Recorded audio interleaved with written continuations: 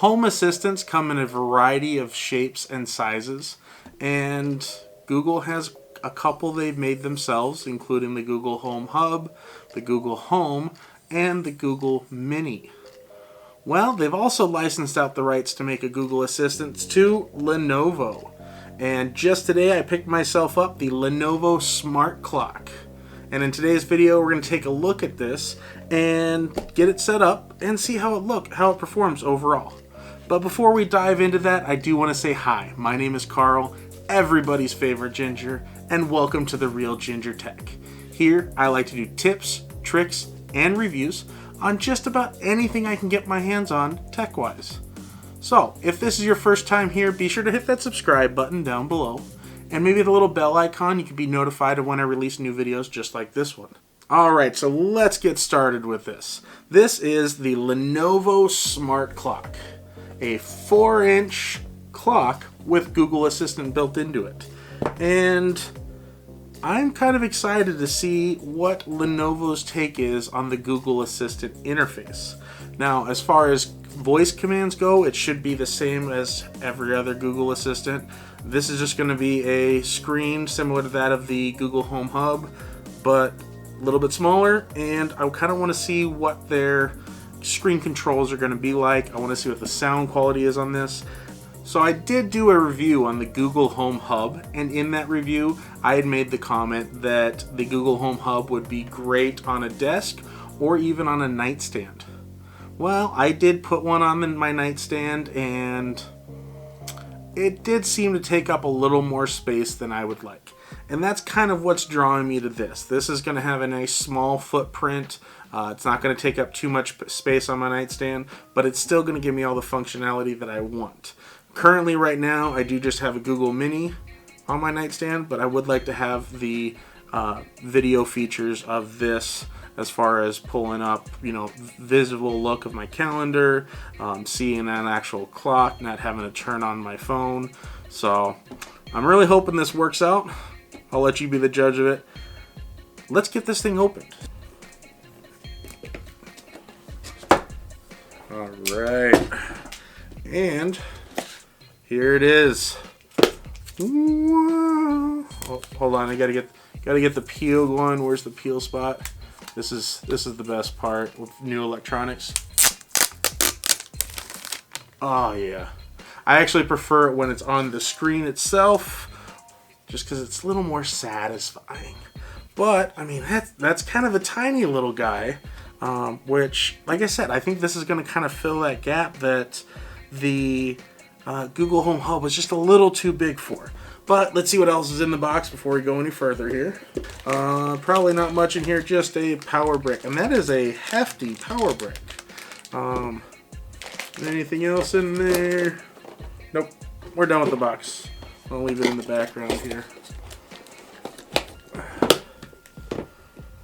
Alright, the power brick here is quite a bit bigger than most of the other Google Assistant power bricks. This is a 20 volt, 1.5 amp output. So I believe that's going to be pretty much on par with the Google Home Minis. So I'm not expecting too much in the way of sound on this, but you never know. Maybe Lenovo's going to surprise us. Actually, before we get this plugged in, I do want to go over a couple of things here. There is that mute switch on the back, just like you would see on most of the Google devices. It has that nice mesh or fabric material. I really like this. I think this is a nice feature that they use. Gives a little sleeker of a look. It doesn't look plasticky, or it's got some weight to it. When compared to like a mini, like, I know that screen is going to add some weight, but it shouldn't be adding too much. Yeah, I'd put it definitely heavier than a mini, on par with, say, the Google Hub. But you do have the switch, power port, and then you do have a USB port right there. And so you should be able to charge off of this, so it's one less thing you have to actually plug in, which is nice. You do have volume controls on the top here, volume up, volume down, pretty simple and straightforward. There are the microphones right here and here. That's going to be for your, voice commands. But yeah, let's get this plugged in and see what it's like. Hopefully this doesn't take too long to boot here. Oh, there we go. I got something on the screen there. I do have a second camera set up here. I'm trying to be a little better about the way I film things, so hopefully you guys can see this. Hi, I'm your Google Assistant. To get started, download the Google Home app on a phone or tablet. Well, I already got this. Go through the app here and just add it manually. And if you've never done that, it's pretty simple and straightforward. You go into your Google Home app. I don't know if that's quite going to pick it up. Maybe I can get it over here. Go into the Google Home app, and all you're going to do is add. And then we're setting up a device. Let me go back so I can make sure you guys see that. Just set up a device and new devices. I'm assuming that this is going to work as if you were setting up other Google Assistant devices, but we're going to find out right here. Because if you're using a non-Google Assistant device, such as light bulbs or something, you have to set that up slightly differently. It's a works with Google device. Yeah, it did show up right there on the top of my list. And so all we have to do is select that, hit next, and it's connecting to Google Assistant Smart Clock. So, and it's going to show a code right here. You have to enter that code once it comes up. Connected. And you don't enter it, you just verify. Do you see the same code? You hit yes. It's asking if I want to help improve the Google Assistant Smart Clock. You know what? I don't. This says automatically shares device stats and crash reports with Google to improve everyone's experience. I tend to opt out of all that just because, well, I don't want my information out there, or any more than I have to. It is connecting, and yep, even shows right on the screen there. Like I said, this camera will hopefully pick this up a little better. I know this is a tiny itty bitty screen to connect to. Just for reference, I mean, phone versus the clock there. I mean, this will literally cover up that screen left to right and almost entirely up and down. So it is going through an update here. We'll fast forward through that so that you guys don't have to sit through it. All right, so we've finished the update there, and now we see the time. Pretty simple and straightforward. It is 7:48 on a Saturday, and now you can kind of see what's going on here. For starters, set an alarm just by tapping the screen. I have no alarm set at this time, so it's telling me exactly what to do for the first time. Swipe from left to right, or left edge to go back. So once again, you're in there. Nope, didn't need that after all. Swipe all the way across and it goes back. This does have an ambient mode, so when you do cover it up, it should dim there. Maybe too bright in here for that to really trigger. But press and hold to customize the clock face. So press and hold. You have a couple different options here. Playground, weather, that's probably going to be what I go with. Clouds, a retro clock if you like that flip clock style. Eclipse, that one's, yeah, no. Contemporary, if you want something, pretty simple. I find it kind of weird that they do have a digital clock and the analog on there, but Prime, 10:09. And there are pencils on these, so I should be able to modify them a little bit more. There's timeless, modernist, mono. Looks like that's all that's on there. I'm gonna go ahead and go with that one right there, the weather. I'm gonna hit Tap that pencil there, home screen ticker. And then here you can get reminders for alarm reminders, alarm suggestions, and more from your assistant. That's on or off. It's going to default to on. Pretty simple, straightforward. Partly cloudy right now. 68 degrees. Humidity here has been atrocious. And today it has started to cool down. It's only like 60% humidity or something today. Swiping down, you have set an alarm, good night, play music. So, good night. Hit that. The In alarm. Rochester tomorrow, it'll be partly cloudy, with a high of 78 and a low of 58. So What it gives time should I set the alarm for? 7 a.m. There, your alarm's set for tomorrow at 7 a.m. Good night. And then it gives you the option for a sunrise alarm.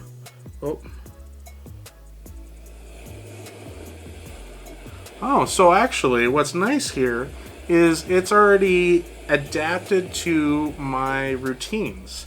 So when I did the good night, I pressed the button rather than having to say it.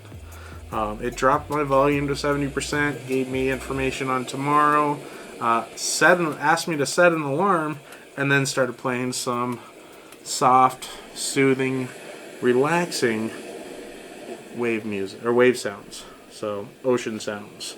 I'm going to go ahead and pause that. Don't really want to do that anymore. Yeah, let's see what other options there are when you swipe down there. You have play music, alarms, office lights. I can turn them all off. These two back here. The one overhead here and the one overhead there, all turn off. Turn them all back on. Hey, got all the lights back on. Alarms, I could see what alarms I have. I could set alarms. I can change so the volume on the actual alarm itself is different from the assistant, which is nice. So if you want the assistant to be nice and quiet while you're, when you're going to bed, but then you want it to be nice and loud come time for the alarm to go off, because if you're a heavy sleeper, you may need that. Snooze length, hard tap snooze. So you have to smack this thing. We're going to find out. Alarm tone is default. Not bad.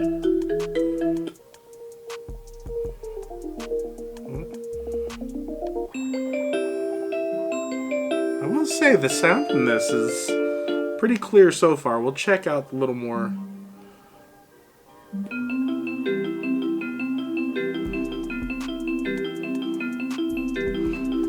Yeah, I'm going to set it for a random one. Hit done. Snooze. Let's see. Hard tap.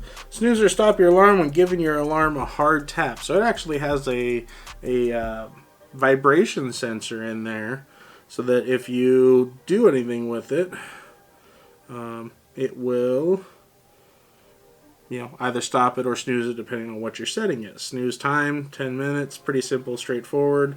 We'll go back a screen there. Got everything set. Go back a screen again. And we could also check it out down here. You could set your brightness. Oh, yeah, automatic brightness on. So it's currently at a 10 because it's really nicely lit in here. If I turned off all the lights, it should do a dimming effect, especially if you're trying to go to sleep. So, pretty nice, I think, so far. Let's test some sound here. Hey Google, play some Beatles. Sure, here's the Beatles on Google Play Music. I need somebody help, not just anybody help. I need someone help. That's surprisingly loud. Like that's... When I was younger, so much younger. I don't know if I'm probably going to get demonetized for that. Oh, wait, I'm not monetized. But no, that's...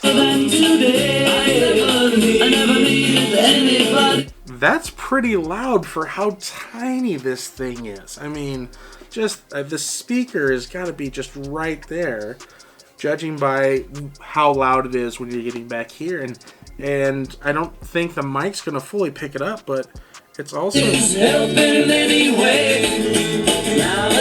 It's got some bass to it. I would equate that pretty close to like the the Echo Dot 3rd Gen.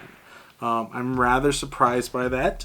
Google has always kind of, they haven't really focused so much on that deeper sound.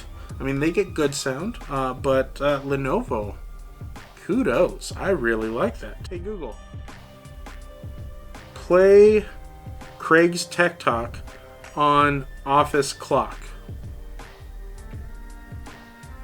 Okay, playing the latest episode of Craig's Tech Talk, episode 1, folding phones, new iPads, Star Trek and cord cutting. Craig, this one's for you. Hello and welcome to the first official episode of Craig's Tech Talk, the podcast. Oh, My this is name playing his Craig, podcast. and I have a YouTube channel where I make tech videos. If you're Hey, into not smart bad. home devices, Apple products, and other cool tech, please go visit Craig's Tech Talk on YouTube or visit me at craigpolson.com. On this podcast, I'm going to be going over some of the stories that So, I found I interesting will over say- the last week and Let's get share back some here. Let's pause that. When you crank it up to 10, depending on what you're listening to, it does get a little distorted. Not quite sure if the mic will pick that up fully or not. But yeah, overall, I mean, it sounds great. I need to try and get the video on here. Hey Google, play a YouTube video on Office Alarm Clock. I can only play videos on devices using Chromecast or on cast-enabled TVs. Ah, so you cannot actually watch video on here, which I think is... Oh, see, it does say YouTube Music. I misread that. So there's no actual video play on there, which I'm fine with. A, it's a small screen. B, it's an alarm clock. If I'm going to watch YouTube videos while I'm sleeping, it's going to be on my phone that I can position elsewhere versus this setting right on the side. Overall, I'm really happy with this. The sound quality, I think, is great. This is going to be perfect for my morning routine in which it turns on my lights. It plays some news articles that I've set up with that. So, overall, I'd say, I mean, this so far, this is looking like I'd give it about an 8 out of 10. Maybe slightly bigger screen, but at the same time, I do like that tiny footprint. I mean, that is just next to nothing. And if you're looking at it kind of compared to setting your phone down, I mean, it takes up not much more space than my phone, which is nice because I still also have my phone on here. So I'll give it a shot and see how it works. I think I'm going to be pretty happy with it. Does anybody else out there have one of these guys? Anybody tried it out? I'd love to hear your opinions on them. But yeah, I think we're going to wrap up here. If you liked this video, hit that thumbs up button. If you disliked it, thumbs down it. I'm a big boy. I can handle it.